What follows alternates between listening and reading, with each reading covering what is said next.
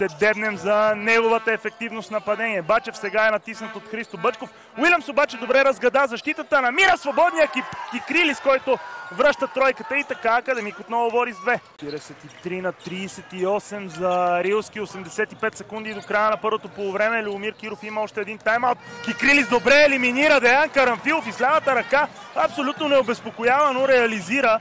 Отново една атака е разликата за Девън Уилямс, който веднага спринтира към отсрещния край на игрището, намира Кикрилис от тъгала. Равенство!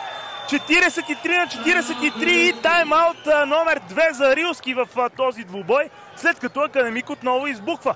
8 точки вече за Юнайтед. Бачев се озова сам под коша на Рилски.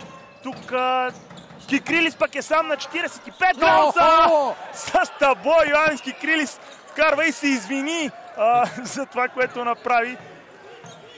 Трета тройка от 3 опита за Кикрилис. Какъв мач и за него. Симеон. При далечната стрелба и възможност за Академик да увеличи аванса си. Кикрилис отново сам на ъгъла. И този път пак бележи страхотен Йоанис Кикрилис, джокера на Академик днес.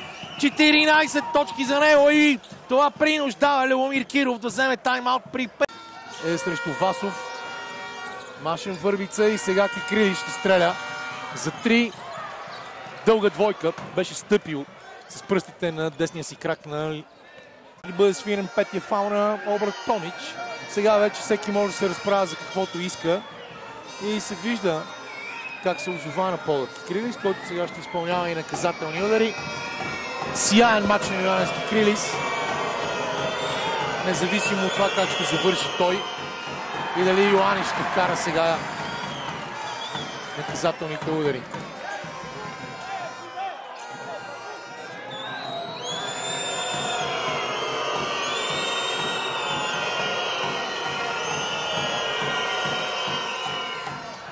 Един от вас, 17 точки на Кикрилис,